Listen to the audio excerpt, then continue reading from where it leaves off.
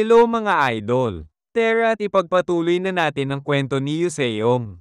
Sa pagpapatuloy, nagpatuloy ang pakikipaglaban ni Yuseong sa mga bandido, sabay-sabay din kung umatake ang mga kalaban ngunit nang tatama na sa ating bida ang mga sandata ng mga ito, ay biglang siyang nawala na kinagulat ng mga bandido, subalit tinapat ni Yuseong ang likod ng bandido habang sinasabi na hindi siya nawala, masyado lang talaga siyang mabilis para sa mga ito, na kinabahala naman ng bandido nang mapagtanto niya na nasa likod na niya ang ating bida, agara naman na inatake ni Yuseong ang bandido na kinawasak ng sandata nito, sabay madmad nito sa lupa.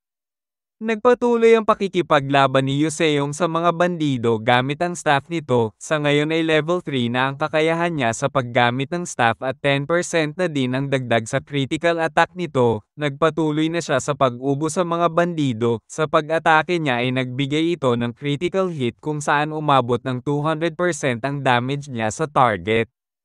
Habang nakabulagta ang mga bandido na pinabagsak ni Yuseong ay, tinanong siya ng isang bandido kung sino ba ang ating bida, subalit ang tugon lang ng ating bida na kung bakit paulit-ulit ang tanong ng mga ito na parang mga sirang plaka, habang nilalapitan niya ang mga bandido ay nababahala naman ang mga ito, habang nakapatong ang staff niya sa leeg niya ay sinasabi niya na lahat na lang ng tao dito paulit-ulit ang tinatanong sa kanya tulad ng guard at ang iba pang bandido na nakaharap niya. Walang sawang tinatanong siya kung sino siya, ano kailangan niya, o saan siya nanggaling, naiinis naman ang bandido at para sa kanya na isang demonyo ang ating bida na basta-basta na lang magpapakita, tapos isa-isa silang papabagsakin, at sa ngayon ay nasa 50 na ang pinabagsak nito, kung hindi pa demonyo ang tawag sa ganito ay hindi niya na lang alam kung ano pa. Sa kabilang banda ay patuloy na sumisilip lang ang pangalawang pinuno na dating miyembro ng Dark Serpent Clan, habang sinisilip niya ang ating bida ay pinagpapawisan ito, hindi siya makapaniwala kung ano ang ginagawa ni Yuseong sa lugar na ito, ang alam niya ay dapat nasa soan lang ito, natataranta na ito habang sinasabi na kung gaano pa ba siya mamalasin sa buhay.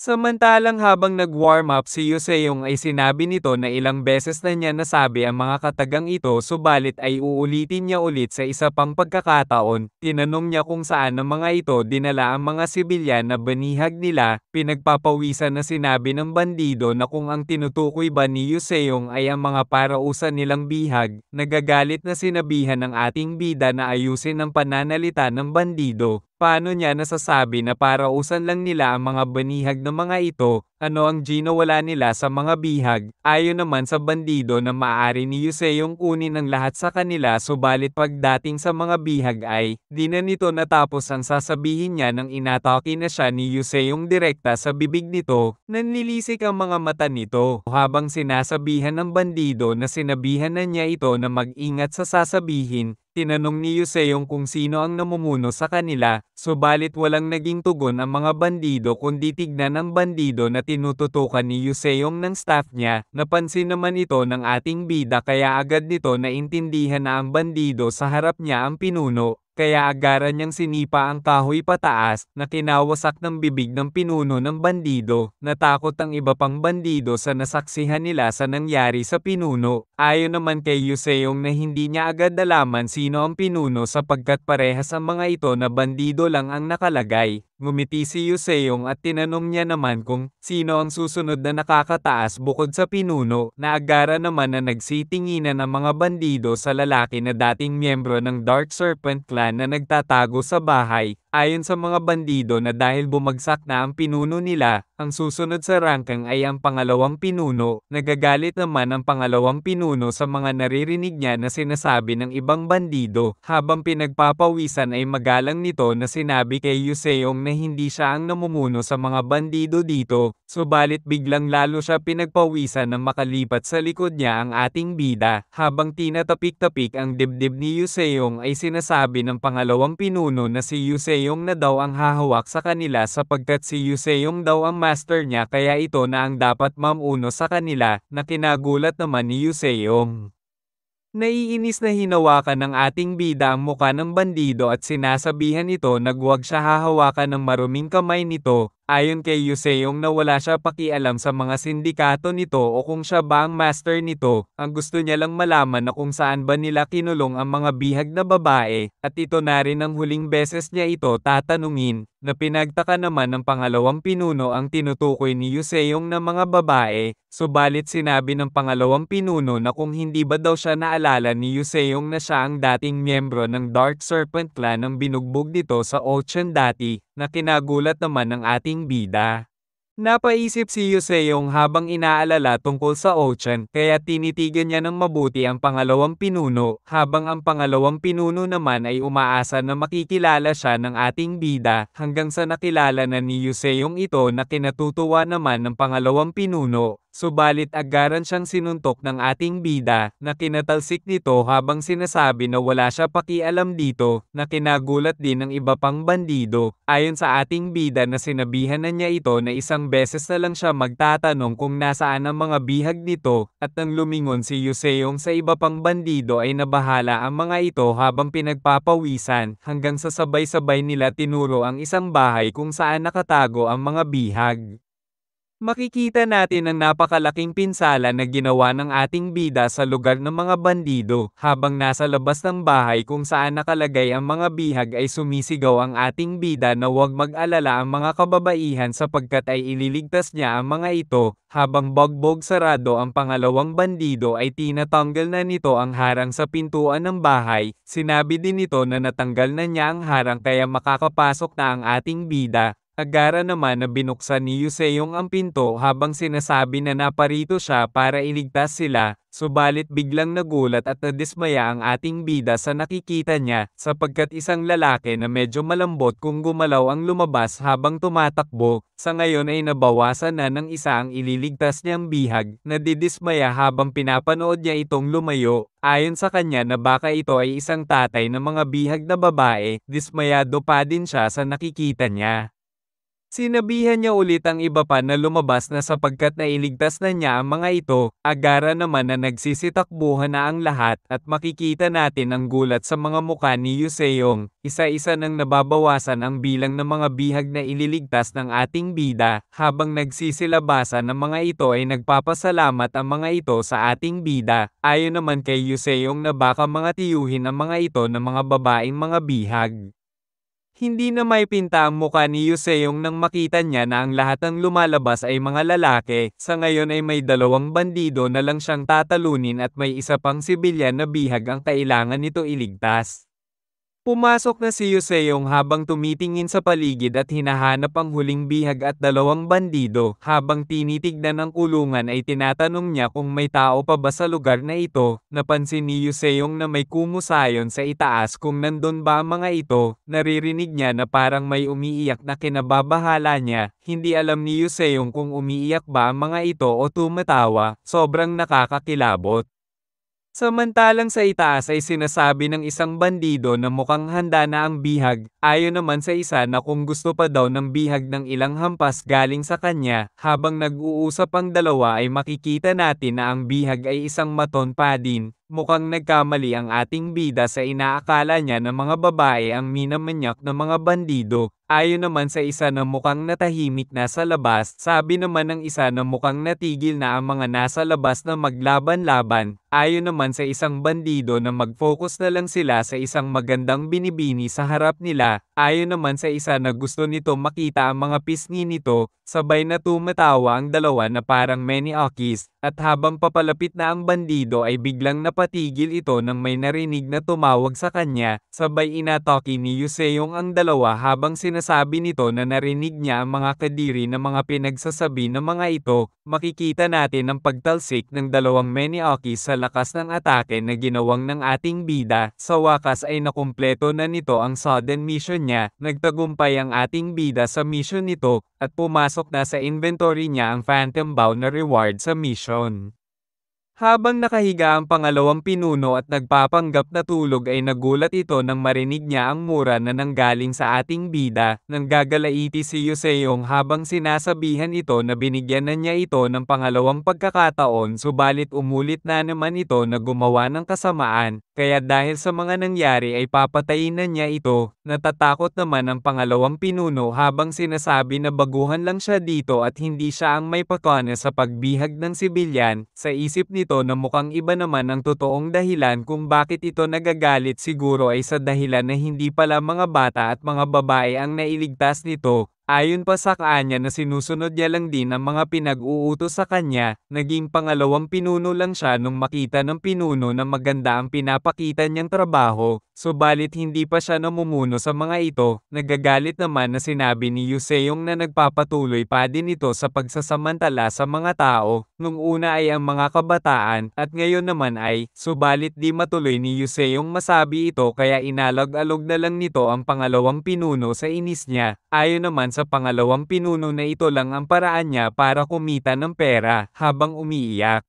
ay sinasabi nito na wala na siya ibang paraan para mabuhay, hindi naman daw siya tatanggapin ng mga tao sa Nayon, o kaya naman sa Merem Alliance, wala nang ibang tatanggap sa kanya kundi sa gantong lugar. Habang hawak ang staff ay nagagalit si Yuseong habang sinasabi na mukhang hindi na ito magbabago pa. Habang naghahanda na ng isang suntok ay sinabi ni Yuseong na sana sa susunod nitong buhay ay maging mabuting tao na ito. Subalit biglang may humawak sa kamay niya, at sinabi nito na hindi na kailangan papatayin ang pangalawang pinuno. Ayon pa dito na gusto lang naman mabuhay ng pangalawang pinuno kaya nagawa niya ang mga ito. Napatanong si Yuseong kung sino ito, hanggang sa maalala niya na ito pala ang tao na muntik na mamolestya. Ayon naman kay Yuseong na muntik na itong mapahamak kanina. Kung okay lang ba ito, tugon naman ng lalaki na okay lang siya at salamat sa tulong ng ating bida. Pahabol pa nito na kaninang umaga lang siya nahuli at naging bihag kaya nagpapasalamat siya kay Yuseong sapagkat walang nangyari sa katawan niya. Habang pinagmamasdan ng lalaki ay napapatanong si Yuseong kung paano ito nahuli ng mga bandido. Kung titignan naman daw ay sa tingin niya ay hindi ito basta-basta makikidnap. Ayon naman sa lalaki na kamakailan lang ay nagbukas siya ng isang negosyo sa Jeongju. Sinabihan siya ng mga ito na interesado sila mag-invest sa negosyo niya kaya napasunod siya ng mga ito. Nagagalit habang nililingon ni Yuseong ang pangalawang pinuno at sinasabihan na isa talaga itong manduruges. Nagtataka naman na sinabi ni Yuseong na sa tingin niya na sa laki ng katawan nito ay madali lang naman ito makakatakas. Ayon naman sa lalaki na kahit na may maganda siyang pangangatawan ay masyado siyang mahiyain at ayaw niya din makasakit ng iba. Napalingon na naman si Yuseong habang nagagalit na sinasabihan ng pangalawang pinuno na kung paano nito nagawang bihagin ang napakamahiyain at mabuting tao. Natatahimik na lang ang pangalawang bandido sa naririnig niya. Nilapitan ni Yuseong ito at tinatanong kung saan naman ng mga ito plano na ibenta ang mga taong binihag nila. Ayon naman sa pangalawang pinuno na ang sindikato ng liwanag na kinabibilangan niya ay hindi kumikidnap para ibenta ang mga ito. Tinanong ni Yuseong kung ano naman ang plano nila sa mga ito at nagawa pa nila bumihag ng 74 na sibilyan. Kailangan nito na sagutin siya ng maayos kung ayaw na nito masaktan pa. Ayon naman sa pangalawang pinuno na bakit niya pa sasabihin ang sa tingin niya naman daw na hindi na siya papatakasin pa ng ating bida. Nagagalit na sinabihan ni Yuseong ito na mukhang hindi na ito natatakot ngayon sa kanya. Susuntukin na sana ni Yuseong ito, subalit natigil ang ating bida nang mapansin niya ang takot sa reaksyon ng mahiyaing lalaki sa likod niya. Kumalma si Yuseong at sinabihan ng pangalawang bandido na hahayaan niya ito mabuhay kung mabibigyan siya ng magandang kasagutan sa tanong niya. Habang patuloy na nag-uusap si Yuseong at ang pangalawang bandido sa loob ng bahay ay makikita naman natin na kinakausap ng mahiyain na tao ang dalawa pang tao sa labas na naging bihag din. Habang nasa loob ng bahay ay napapatanong si Yuseong kung para saan ang mga ito sa harap niya. Ayon naman sa pangalawang pinuno na sila na sindikato ng liwanag ay hindi nangingikil ng pera sa ibang tao tulad ng sa Dark Serpent Clan. Dito ay nagpapatakbo sila ng negosyo at sila ang gumagawa ng mga produkto nila. Habang tinitignan ng mga libro sa harap ay pinagpapawisan na lang si Yuseong sa mga pamagat ng mga libro. at nang sinubukan ni Yuseong basahin ito ay lumaki ang mga mata nito, hanggang sa mapagtanto niya na ang mga libro ay isang nobela tungkol sa pinagbabawal na pantasya, kaya agaran niya ito ginumos. Ayon naman sa pangalawang bandido na ang isang libro ay nagkakahalaga ng malaking salapi, nagagalit naman si Yuseong sa mga sinabi nito, biglang napatingin sila sa labas sapagkat dumating ang pinuno ng sindikato ng liwana, nagagalit na sinasabihan si Yuseong na isang halimaw, habang hawak ang espada ay galit ito habang sinasabi na ang una ay pinakawalan nito ang mga bihag nila, ngayon naman ay sinisira ang mga produkto nila. Naiinis na tinawag ni Yuseong si Juju, na agara naman lumabas si Juju na may nakasabit na piraso ng Jade of Disorder sa buntot nito, nagagalit na kinaharap nito ang pinuno ng bandido, napagtanto ng pangalawang pinuno na ang tigre na nakita niya noon ang nasa harap niya, habang nagugulantang ay tinuturo niya ang tigre, sa isip niya na tama siya na hindi lang isang imahinasyon yung tigre na nakita niya noon. Habang nadadaganan ni Jujo ang pinuno ng bandido ay sinasabi nito na hindi niya alam kung ano ba ang naging kasalanan nila kay Yuseong, bakit sila inaatake nito, hindi daw nila deserve ito.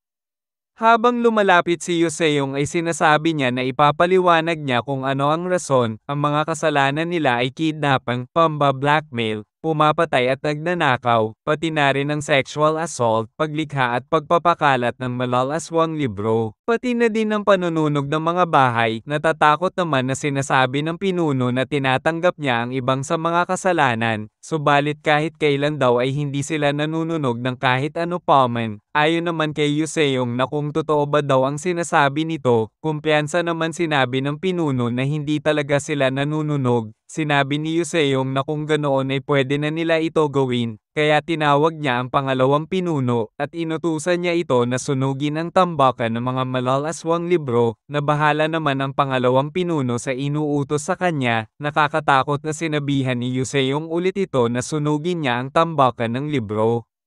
Makikita natin ang tuluyan ng pagkasunog ng tambakan ng mga libro, habang nakatali ang dalawang bandido ay umiiyak ang mga ito habang pinagmamasdan na nasusunog ang pinaghirapan nila. Nagpasalamat ang dalawang nabihag sa ating bida sa kanya, ayon pa sa kanila na hindi nila makakalimutan ang pagligtas ni Yuseong sa kanila. Tumatawa na sinabihan ni Yuseong na hindi na dapat pa magpasalamat, biglang lumapit ang isang bihag na kinabahala ni Yuseong. Ayon sa lalaki na handa niya ibigay ang buhay nito para kay Yuseong, pinagpapawisan na sinasabihan ni Yuseong ang mga ito na hindi na kailangan yon.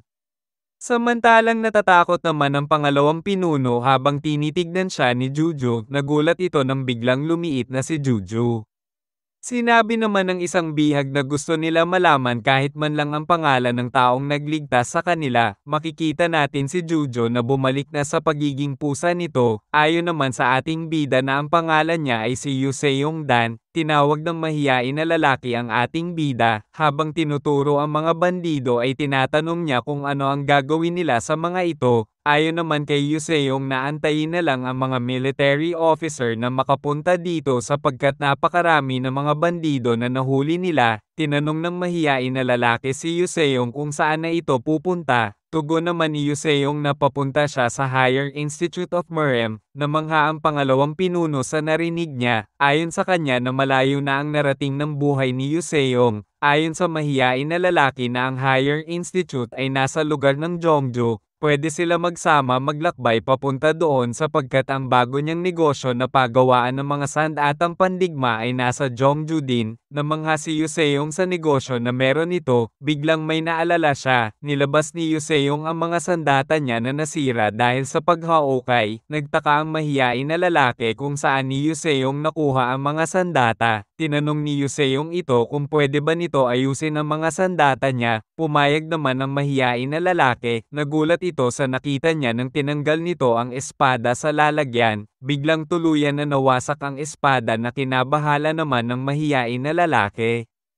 Ayon sa mahiyain na lalaki na mukhang kailangan na ni Yuseong ng bagong sandata kaysa ayusin pa ang mga ito, napapakamot na lang ng ulo ang ating bida, habang ang pangalawang pinuno naman ay nagtanong kung saan na gera galing ang ating bida. Nagulat ang mahiyain na lalaki sa nakita niya, Ayon sa kanya na mukhang maayos pa naman ang sandata nito na bow, habang pinagmamasdan ito ni Yuseong ay napagtanto niya na ito ang sandata na nakuha niya bilang reward, hindi niya pa alam ang mga bagay-bagay tungkol dito. Ayon naman kay Yuseong na ang bow na iyan ay kakakuha niya pa lang, subalit hindi niya pa ito nagagamit. Ayon naman sa mahiyain na lalaki na ang bow ni Yuseong ay maganda ang pagkakagawa, balanse ito at magaan pa. Habang sinusubukan na gamitin ito ay napasabi na lang siya na mahirap din ito gamitin na halos hindi niya kaya hilahin ang tali sa bigat nito. Para sa kanya na masyadong perpekto ang bow na ito na para bang isang Diyos ang gumawa nito, tinanong niya si Yuseong kung gusto ba nito subukan na gamitin. Pinagmamasdan ni Yuseong ang bow kung susubukan niya ba ito gamitin, habang kinukuha ang bow ay sa isip nito na kahit sa dati niyang buhay ay hindi siya gumagamit ng bow, kahit na ang bows at crossbows ay importante matutunan sa military. Habang hinihila ang tali sa bow ay nagulat si Yuseong sa bigat nito, hindi niya inaasahan na ganito pala ito kabigat hilahin.